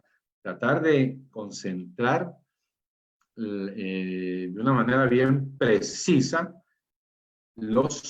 el tipo penal con todos sus elementos, ¿verdad? Porque los tipos penales abiertos, el supuesto de hecho es muy amplio y esto se considera un descuido legislador. Pues resulta que nuestras leyes tributarias, la que establece nuestras leyes penales tributarias, específicamente el que establece el delito de defraudación tributaria, es una norma penal abierta. Eso se considera pues, un error del legislador, pero bueno, así lo tenemos. Porque vean ustedes todos los verbos rectores que utiliza. Dice, se considera defraudación tributaria quien mediante simulación, 1, ocultación, 2, maniobra, 3, ardid, 4, y el último, cualquier otra forma de engaño que induzca error a la administración tributaria o la administración de la obligación tributaria. Entonces, eso nos permite establecer que este es un delito de tipo abierto. Entonces, deja la posibilidad para que cualquier tipo de engaño se pueda considerar defraudación tributaria, ¿verdad? Entonces, por eso es que la SAT, en aquellos casos donde les decía yo que si era 5 o 10% el tema de la depreciación de un vehículo, consideró que podría ser una intención de engaño, ¿verdad? Y por eso lo quería llevar vía penal, pero obviamente, como le dijimos, eso no es objeto de no tiene matices de un ilícito penal, ¿verdad? Para ser procesado por esa vía. Así es, y en saber, el tema de la simulación, por ejemplo, está en casos especiales de defraudación tributaria. Es en el inciso 11, y dice, quien para simular la adquisición de bienes o mercancías de cualquier naturaleza o acreditar la propiedad de los mismos, cuya procedencia sea de carácter ilícito o de contrabando, esa es una. Falsifique facturas o utilice facturas falsificadas, obtenga facturas de un tercero o simule la existencia de un contribuyente. Eso se da mucho. Hay un famoso caso una defraudación que fue muy sonada, muy mediático el caso. El procesado en estos asuntos fue don Norman Tejeda, ¿verdad? Que él había creado muchas empresas de cartón y había generado todo un entramado para hacer operaciones contables simuladas. Eso era lo que, cuando hay compra de facturas, lo que hay es una operación de facturas simuladas. Por ejemplo, estuvieron en casos procesados por estas razones. Camino Real, por ejemplo, el de Camino Real fue una cosa impresionante que una empresa de tanto prestigio se haya prestado para una maniobra de esta magnitud, ¿verdad? Pero pues se ha dado en la práctica y todos nos enteramos por los medios de comunicación de que pues, Camino Real tuvo que pagar el impuesto de defraudado para obtener algún beneficio procesal, ¿verdad? Entonces, y acarrió con las consecuencias de lo que significaba haber sido sometido a un proceso penal. El caso de don Norman Tejeda, pueden utilizar ese argumento de búsqueda, está en la Gaceta de la Cámara Penal, ahí están las sentencias donde esta persona fue condenada por defraudación tributaria. Y la discusión era si él había directamente defraudado, pero al final fue condenado por resistencia, por defraudación tributaria y algunos casos especiales de defraudación tributaria. Muy bien, hasta aquí llega mi exposición con respecto a estos temas. Tal vez solo enfatizar con respecto, por último, a que de acuerdo al artículo 3 del Acuerdo de Creación de los Órganos Jurisdiccionales Especializados en Materia Tributaria y Aduanera, existe, en estos juzgados podrían ventilarse cuando exista concurso de delitos, ¿ya? Siempre que exista obviamente un delito de defraudación tributaria, entonces este tiene atracción a los otros delitos y deberán ventilarse en estos órganos jurisdiccionales especializados, ¿verdad? Muy bien, pues espero que no se me hayan dormido, haber llenado las expectativas de lo que esperaban con esta conferencia. Y estamos abiertos para cualquier inquietud, ¿verdad? Estamos entre abogados, se tienen derecho a pensar diferente. Aquí no somos los dueños de la verdad, son nuestros puntos de vista, lo que hemos visto en la práctica, en la experiencia. Bienvenidas las preguntas, los comentarios y los que sean disidentes también se aceptan, por supuesto, ¿verdad? No nos molesta que piensen diferente, así es que muchas gracias por escucharnos y estamos abiertos para cualquier comentario. Mucho gusto, mi estimado licenciado Lester. ¿Qué tal? Mucho gusto, mi querido maestro. Es un verdadero placer y para nada, no fue pero para nada aburrido ni cansado la disertación. Por el contrario, fue muy enriquecedora y de verdad que ha sido un gusto pues que nos hayan estado acompañando de verdad expertos en la materia. Y sí, en este caso pues entramos ya con el segmento de preguntas y respuestas. Pues obviamente solamente seleccionaremos algunas, pues ya sabemos que es un poco cansado, ¿no? El hecho de estar ya casi 2 horas interviniendo, pero vamos a tratar de dar lecturas a la mayoría que podamos. Nos pregunta Emerson Zacarías acá desde la plataforma de Zoom. ¿Procede que al establecer indicios del delito tributario, la SAT haga una partición del expediente para generar uno administrativo por ajuste y otro por la vía penal? Y conocer ambos simultáneamente, aún con la prohibición de los artículos 70 y 90 del Código Tributario, y que esto conlleve una doble determinación de la obligación tributaria. Ok, excelente. Esa es una discusión que se ha realizado en la práctica, cabalmente. Mi punto de vista es de que sí, definitivamente, porque en una auditoría, como yo lo mencioné cabalmente dentro de la conferencia, si una parte del impuesto determinado está respaldado con documentos ilegítimos, que todo esto pueda tener matices de un ilícito penal, solo esa parte no tendría por qué ir toda la auditoría vía penal. Eso no podría ser, ¿no? Porque ahí habrá parte de un impuesto, por ejemplo, si hay un ajuste que la SAT está en su legítimo derecho de exigir, que surgió por alguna irregularidad, por la interpretación de la norma, por un mal cálculo, por un concepto equivocado del contribuyente, esto sí lo puede reclamar la SAT vía administrativa. Entonces, desde mi punto de vista, podría perfectamente partirse. ¿Existe alguna discrepancia en ese sentido desde la SAT? Pero yo no le veo ninguna razón de por qué no podría realizarse así. No podría ir todo el expediente vía penal y por allá pretender que el ajuste que es por irregularidades se analice vía penal. Definitivamente allí una cuestión prejudicial sería declarada procedente. Entonces, y la prohibición que establece estos artículos es con respecto a que deberá la SAT ya no presentar la denuncia, pero solo con respecto al impuesto que tiene origen o está respaldado con documentos o con operaciones que tengan características de ilícito penal, nada más. Solo a esa parte de la auditoría es a la que se le aplica la prohibición, ¿verdad? Y pagando, como les decía, pagando el impuesto del contribuyente, lo que podría hacer es obtener algún beneficio procesal, ¿verdad? Pero no con eso se va, pueden pensar un contribuyente, hay una denuncia penal, bueno, voy a ir a pagar y así lo solucionamos. No es así de fácil, ¿verdad? Lo que el juzgado penal va a establecer es si ese contribuyente, si la conducta del contribuyente encaja en el supuesto de hecho establecido en la norma penal. Una de las preguntas que nos llegan desde la plataforma de Facebook Live, esta nos la está haciendo Julio Mario Escobar.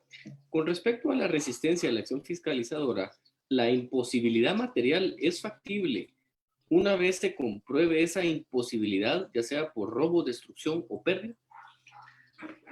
Yo creo que sí, y especialmente en aquellos contribuyentes que demuestren colaboración y buena fe, ¿verdad? O que tengan bien acreditado.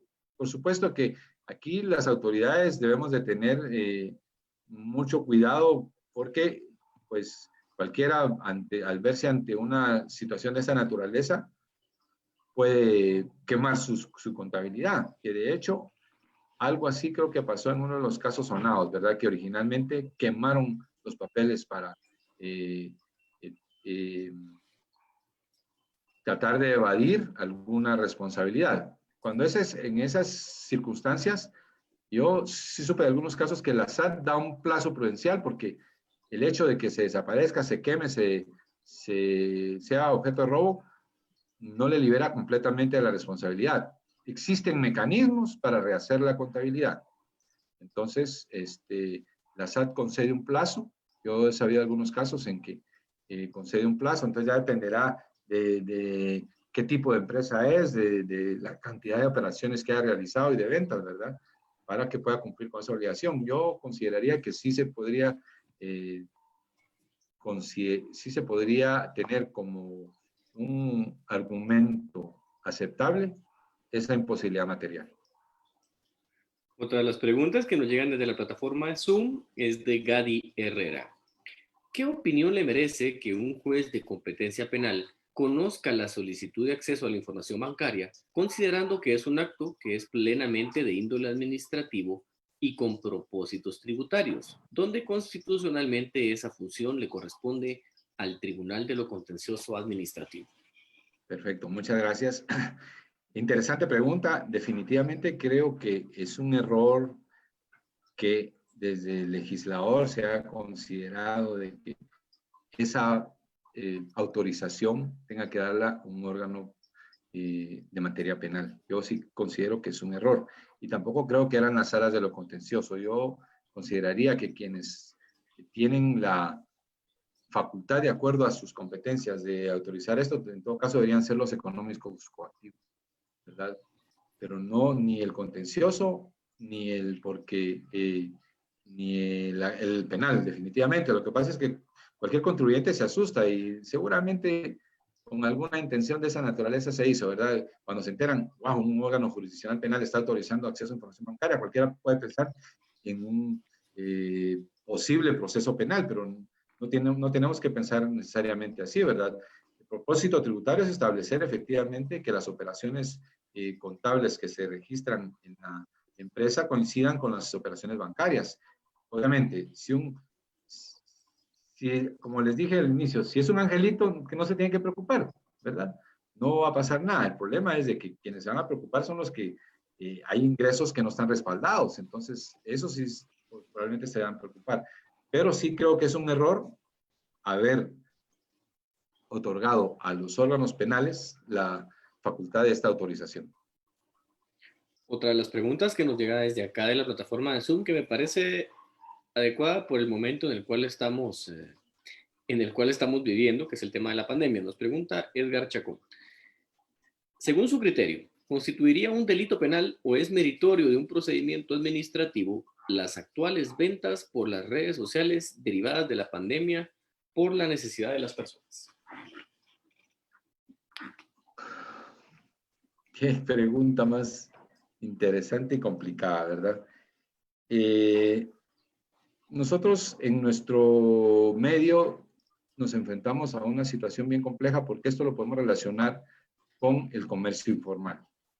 Aquí tenemos que separar dos cosas. Uno, el comercio informal. En el comercio informal, lamentablemente, por nuestra estructura como país, no hemos podido todavía incluir dentro de la estructura de contribuyentes al comercio informal.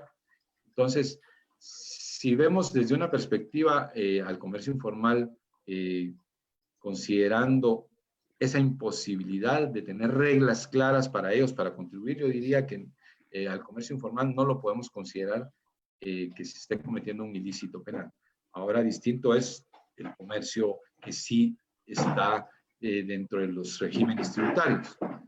Estos comercios, si realizan operaciones por las vías de Internet, sí definitivamente tienen que declarar impuestos. No puede haber una operación comercial a través de las vías de Internet, de las vías tecnológicas, que no sea declarada. Entonces, si es del sector informal, yo creo que no podemos considerar que hay ilícito penal. Tendrán que la SAT buscar algunas reglas, algunas herramientas para hacer que los contribuyentes ingresen a un régimen de formalidad y a partir de esa base establecer algún impuesto o exigirles algunas reglas para que puedan entrar dentro de este esquema. Pero yo no consideraría como ilícito penal así a priori las ventas de esta forma. Okay.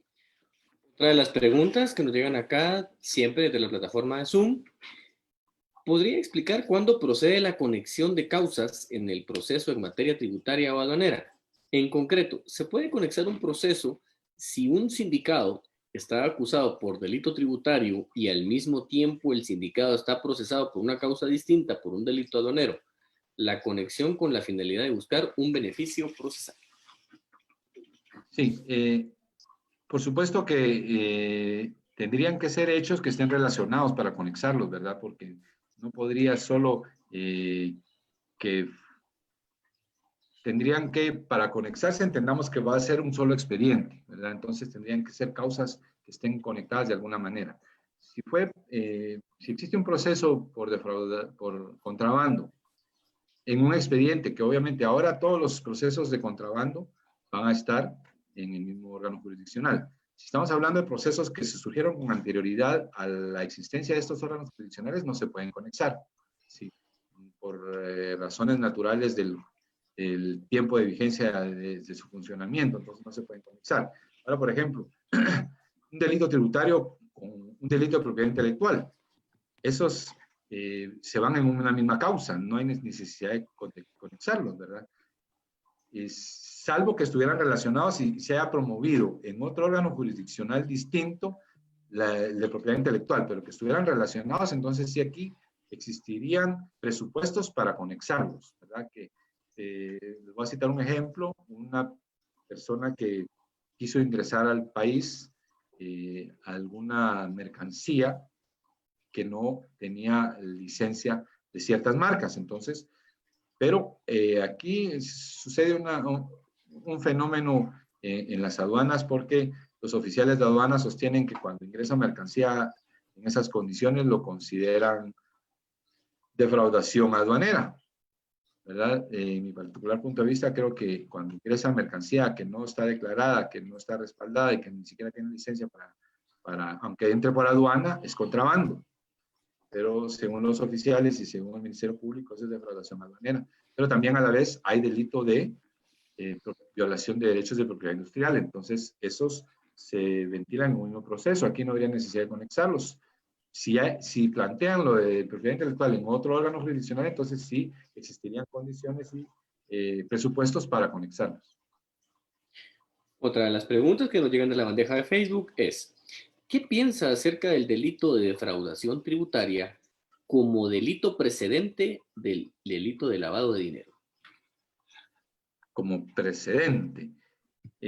Bueno, pues es un poco complejo el tema de vincular ambos delitos. Recordémonos que el delito de lavado es autónomo completamente, entonces no necesitamos de un delito precedente para configurar el delito de lavado de dinero. Y si en todo caso es otro el delito que pudiera vincularse al sujeto, no necesariamente el que cometió el delito, el otro delito haya cometido lavado de dinero, ¿verdad? Entonces podría ser una tercera persona la que en todo caso podría vincularse con lavado. Si lo procesamos por defraudación tributaria, los fondos de los cuales se apropió indebidamente y que posiblemente pudo incursionar en el mercado para darle legitimidad, allí no hay lavado de dinero. En esos casos no hay lavado de dinero. Entonces, en ese caso, como precedente al lavado de dinero, lo veo un poco complejo. Muy difícil que se pudiera constituir de esa manera una denuncia.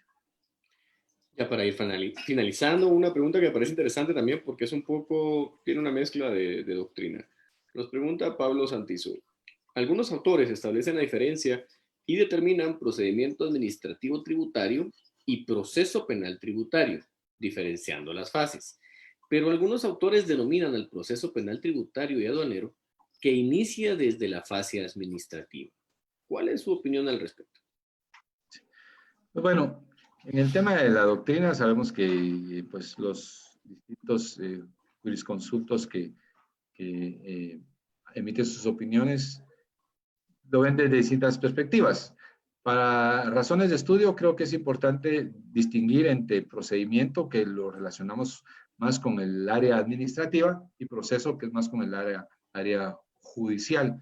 Entonces, yo diría que estaría mal identificado el procedimiento aduanero, el proceso aduanero, porque al final son etapas administrativas y mal las vinculamos con lo que conocemos como un procedimiento administrativo, ¿verdad? Entonces debería decir procedimiento aduanero, ¿verdad? Yo lo vería desde esa perspectiva. Entonces, para no confundir, el proceso es el judicial y el procedimiento es el aduanero o el administrativo. Otra de las preguntas que nos están llegando acá en la plataforma de Zoom. ¿Qué pasa cuando el contribuyente solicita entregar la documentación en su domicilio o en el domicilio de su contador, basado en lo imperativo de los artículos 371 del Código de Comercio y el artículo 21b del Código Tributario, y la SAT quiere que se le entreguen en sus oficinas? ¿Cuál es el criterio que se está manejando con relación a esto? No conozco ningún caso en donde se haya discutido ese tema del lugar donde se vaya a entregar la documentación. Y especialmente ahora en tiempos de pandemia está sumamente complejo eso, ¿verdad? ¿Dónde se va a entregar esa documentación? Tengo entendido que los auditores no están llegando a las empresas no están funcionando como corresponde, entonces es un tema complejo hoy en día. En la práctica yo no he visto ninguna experiencia, no conozco cuál haya sido el criterio de la administración tributaria, ni en órganos jurisdiccionales donde se tenga que decidir. Yo pensaría que habría que analizar, por ejemplo, para eso el contribuyente fija un domicilio fiscal, ¿verdad? Entonces, podría considerarse una actitud un poco exagerada que la SAT pretenda que se le presenten ante sus oficinas. Yo sé que algunos casos así lo han hecho, ya no he enterado en qué ha concluido eso, pero podría considerarse, si existe un domicilio fiscal, que debiese perfectamente realizarse y entregarse la documentación en ese lugar, ¿verdad? Yo, pues, No conozco el criterio jurisdiccional al respecto. Mi opinión, creo que podría considerarse un poco exagerado y demasiado exigente de parte de la SAT si lo quiere hacer así. Yo me he enterado de algunos casos que contribuyentes grandes, especialmente, ¿verdad? Que es mucha documentación y han pedido que se las lleven a sus oficinas, ¿verdad? Entonces, habría que establecer bien en la ley si realmente es una potestad y es exigente y rigurosa que la SAT pueda exigir de esa manera la entrega de la documentación. Ok. Bueno, ya con esto estamos dando por finalizado el segmento de preguntas y respuestas. Vamos a dejar el uso de la palabra a la licenciada Ileana Rendón de Quetzaltenango. Sí, pues, por favor, licenciada, si puede reactivar su video y su micrófono. Muchas gracias, licenciada. Antes de que le demos la palabra a la licenciada, un agradecimiento al maestro por haber estado con nosotros incondicionalmente, pues aceptó la invitación que le hicimos y la dejo en el uso de la palabra, licenciada. Muchas gracias. Muchas gracias. Buenas noches, estimados colegas. Es un gusto compartir con todos ustedes esta noche y especialmente darles las gracias en nombre de la Asociación Democrática de Abogados de Occidente, ADA de Quetzaltenango, por su participación en el webinar de Derecho Penal Tributario y Aduanero que se desarrolló en 2 módulos. El primer módulo que inició la semana pasada, específicamente que se llevó a cabo el día jueves y viernes, y el segundo módulo que inició el día de ayer y que gracias a Dios culminamos hoy. Asimismo, tengo el agrado de dirigirme al maestro Fernando Aroche, agradeciendo su excelente y precisa disertación. Maestro, ha sido todo un gusto y un honor contar con su participación en este webinar. Muchísimas gracias por haber aceptado la invitación que se le giró, ya que ante la coyuntura que mundialmente estamos viviendo debido a la pandemia del COVID-19, este tipo de actividades pues definitivamente refuerzan los conocimientos de todos nosotros, los estudiosos del derecho. En este momento pues haré entrega de un diploma digital que se le extiende a su persona, el cual dice así: el grupo de profesionales unidos por el derecho, en coordinación con las asociaciones departamentales de abogados y notarios y el Centro Universitario de Santa Rosa, CUNSARO, otorgan el presente diploma al maestro Luis Fernando Aroche Arrecis por su excelente disertación en la jornada de conferencias virtuales en el webinar con el tema Diferencia ante el proceso administrativo y el proceso penal en materia tributaria, con duración de 2 horas, y aparecen las firmas respectivas de los presidentes de cada una de las asociaciones, dado en la ciudad de Guatemala el 12 de agosto de 2020. Y bueno, finalmente, en nombre de Asociación Unidos por el Derecho, así como de cada una de las asociaciones, es decir, Asociación de Abogados de Petén a Sopetén, Asociación de Abogados y Notarios de Suchitepeques, Asociación de Abogados y Notarios de Izabal Azoani, Asociación de Abogados y Notarios y Profesionales de las Ciencias Jurídicas y Sociales del Departamento de Zacatepeques, APROJUS, Asociación de Abogados y Notarios y Profesionales Afines de San Pedro Carchalta, Verapaz, ANCAR, Asociación de Abogados y Notarios Asociadas de Jutiapa, ANADEJ, Agrupación de Abogados Reunidos por el Derecho de Retauleu, Grupo de Abogados de Guastatoya del Progreso, Movimiento Gremial Chimalteco Activa y Agrupación Democrática de Abogados de Occidente, ADA de Quetzaltenango, a la cual represento. No me queda más que extenderles la cordial invitación a todos ustedes, colegas, para que sigamos participando en los webinars que próximamente les estaremos compartiendo. Muchas gracias nuevamente por su participación. Que Dios los bendiga y los cuide. Feliz noche. Feliz noche. Muchas gracias a todos por la invitación. El honor y el gusto ha sido mío. Y quedo a las órdenes. Por ahí quedó. Voy a mandar la presentación. Y pues ahí está mi correo electrónico por cualquier consulta. Estoy a la orden. Muchas gracias por la invitación y feliz noche a todos.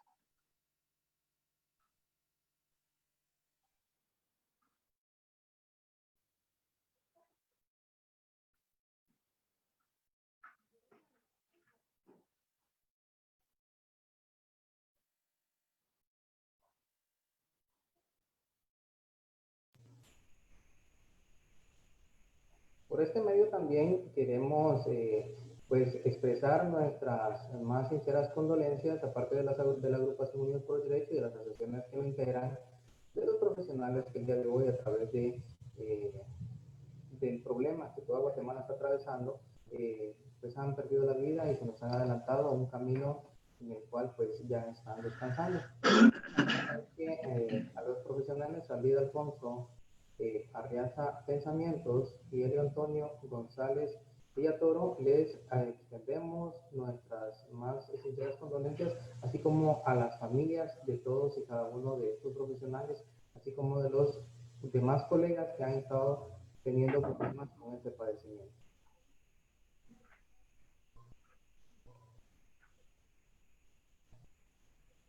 Queremos aprovechar también para poderles comentar y recordar que a partir del día lunes 17 de agosto, a partir de las 5 de la tarde, pues estará el licenciado Lester Arroyo Flores Arana dentro del diplomado que se está trabajando con la Universidad de San Carlos y la Unidad de Cursos Libres y de Actualización y Educación Continua, la cual ha sido organizada a través de dicha casa de estudios de la mano con la Asociación de Abogados y Notarios de PP. Así que les hacemos la más cordial invitación para que puedan sintonizar la página de Facebook de Educación Continua el día lunes, en donde el licenciado Lester Alordo Flores estará disertando el tema El secreto bancario. Así que están más que cordialmente invitados todos y los esperamos. Que tengan muy feliz noche y maestro, reiteramos el agradecimiento nuevamente. Muchas gracias. A las órdenes. Buenas noches.